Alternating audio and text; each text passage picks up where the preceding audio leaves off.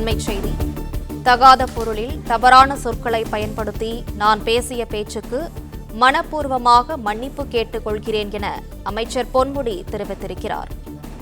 தகாத பொருளில் தவறான சொற்களை பயன்படுத்தி நான் பேசிய பேச்சுக்கு மனப்பூர்வமாக மன்னிப்பு கேட்டுக் கொள்கிறேன் என பொன்முடி தெரிவித்திருக்கிறார். தந்தை பெரியார் திராவிடர் கழக கூட்டத்தில் தகாத கருத்தை நான் பேசியது குறித்து உடனடியாக மனப்பூர்வமாக வருந்தினேன் என்றும் அமைச்சர் பொன்முடி தெரிவித்திருக்கிறார்.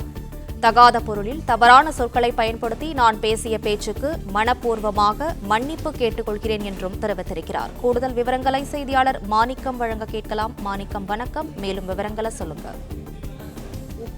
அமைச்சர் பொன்முடி கடந்த ஞாயிற்றுக்கிழமை அன்று தந்தை பெரியார் திராவிட கழகம் நடத்திய உள்ளரங்க கூட்டத்தில் தகாத பொருளில் தவறான சொற்களை பயன்படுத்தி பேசியதாக சமூக வலைதளங்களில் பரவிய காணொலியை அடுத்து அவர் வைக்கக்கூடிய கட்சி பொறுப்புகள் அவரிடமிருந்து விடுவிக்கப்பட்டிருந்தார். தமிழ்நாடு முதலமைச்சர் திமுகவுடைய தலைவர் மு.க. ஸ்டாலின் அவர்கள் பொன்முடி வைக்கக்கூடிய கட்சி திமுகவுடைய துணை பொதுச் செயலர் என்ற பொறுப்பிலிருந்து விடுவிப்பதாக அறிவிப்பு வெளியிட்டிருந்தார். அந்த சூழல்ல பொன்முடி அவர்கள் தான் பேசிய பேச்சுக்காக தற்பொழுது வருத்தம் தெரிவித்து அறிக்கை வெளியிட்டிருக்கிறார். அதில் தந்தை பெரியார் திராவிட கழகம் நடத்திய அந்த உள்ளரங்க கூட்டத்தில் அந்த நிகழ்ச்சியில் தகாத பொருளில் தவறான சொற்களை பயன்படுத்தி தான் பேசிய பேச்சுக்கு மனப்பூர்வமாக மன்னிப்பு கேட்பதாக பொன்முடி அவர்கள் தெரிவித்திருக்கிறார். மேலும் இந்த தகாத கருத்தை நான் பேசியது குறித்து உடனடியாக மனப்பூர்வமாக வருந்தினேன் எனவும், இந்த காலம் பொது வாழ்க்கையில் உள்ள எனக்கு இதுபோன்ற தடுமாற்றம் ஏற்பட்டது குறித்து தான் மிகவும் வருத்தப்படுவதாக அவர் குறிப்பிடுகிறார். அதே நேரத்தில் பலருடைய மனதை புண்படுத்தும் வகையில் இப்பேச்சு அமைந்து விட்டது குறித்தும் அவர்கள் தலைகுனியும் சூழல் ஏற்பட்டது குறித்தும் தான் மிகவும் மனம் வருந்துகிறேன் எனவும் பொன்முடி கூறியிருக்கிறார். அதே போன்ற மனம் புண்பட்ட அனைவரிடமும் தான் பேசிய பேச்சுக்கு மீண்டும் மன்னிப்பு கேட்டுக்கொள்கிறேன் என்று பொன்முடி அவர்கள் தெரிவித்திருக்கிறார். கடுமையான நடவடிக்கை பொன்முடி மீது எடுக்கப்பட்டிருக்கூடிய இந்த சூழல்ல அவர் தான் செய்திருக்கக்கூடிய தவறுக்கு வருத்தம் தெரிவித்து பகிரங்கமாக மன்னிப்புக்கான அறிக்கையை வெளியிட்டிருக்கிறார்.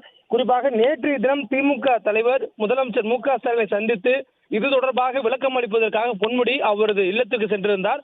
ஆனால் நேற்றைய தினம் முதலமைச்சரை அவரது இல்லத்தில் பொன்முடி அவர்கள் சந்திக்கவில்லை என்று கூறப்படுகிறது. இந்த சூழல்ல இன்றைய தினம் மீண்டும் பொன்முடி அவர்கள் முதலமைச்சரை சந்தித்து தான் பேசியது குறித்து வருத்தம் தெரிவிப்பதற்காகவும் அதற்கு விளக்கம் அளிப்பதற்காகவும் சென்றதாக சொல்லப்படுகிறது. இந்த சூழல்ல பொன்முடி அவர்கள் தன்னை செய்திருக்கக்கூடிய இந்த செயலுக்கு வருத்தம் தெரிவித்து பகிரங்கமாக ஒரு மன்னிப்பு கோரி ஒரு அறிக்கையை வெளியிட்டிருக்கிறார். மேலும் அவர் தற்பொழுது அமைச்சராக இருக்கிறார். ஆனால் அவர் வைக்கக்கூடிய கட்சி பொறுப்புகள்ல குறிப்பாக திமுகவின் தலைமை பொறுப்பான துணை பொதுச் செயலர் என்ற ஒரு பொறுப்பிலிருந்து அவர் விடுவிக்கப்பட்டிருக்கிறார். மேலும் அவருக்கு மாற்றாக திருச்சி சிவாவும் நியமிக்கப்பட்டிருக்கிறார். இந்த சூழல்ல அவர் தான் செய்திருக்கக்கூடிய ஒரு செயலுக்கு மன்னிப்பு கோரி ஒரு அறிக்கையும் வெளியிட்டிருக்கிறார். மேலும் இந்த பேச்சு என்பது ஒரு உள்ளரங்கில் நடைபெற்றக்கூடிய பேச்சாக இருந்தாலும் அவர் பயன்படுத்திய சொற்களும் அவர் பேசிய அந்த பொருளும் தவறானது என பல்வேறு அரசியல் கட்ட தலைவர்கள் கண்டனம் தெரிவித்திருந்தனர். குறிப்பாக திமுகவினுடைய துணை பொதுச் செயலாளர்களில் ஒருவரான கனிமொழி கருணாநிதி அவர்களும் இதற்கு கண்டனம் தெரிவித்து முதலாக ஒரு பதிவை தெரிவித்திருந்தார். அந்த பதிவை தொடர்ந்து அவர் கண்டனத்துக்கு உள்ளாக்கப்பட்டிருந்த சூழல்ல பொன்முடி மீதான நடவடிக்கை எடுக்கப்பட்டிருக்கிறது. இந்த சூழல்ல தான் செய்திருக்கக்கூடிய இந்த செயலுக்கு தவறுக்கு பொன்முடி அவர்கள் வருத்தம் தெரிவித்து மன்னிப்பு கோரி அறிக்கையும் வெளியிட்டிருக்கிறார்.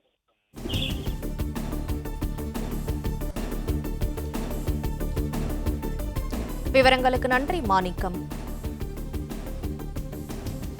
பிளே ஸ்டோர் மற்றும் ஆப் ஸ்டோரில் இருந்து பாலிமர் செயலியை QR கோடு மூலம் பதிவிறக்கம் செய்யுங்கள். செய்திகளை உடனுக்குடன் பெறுங்கள்.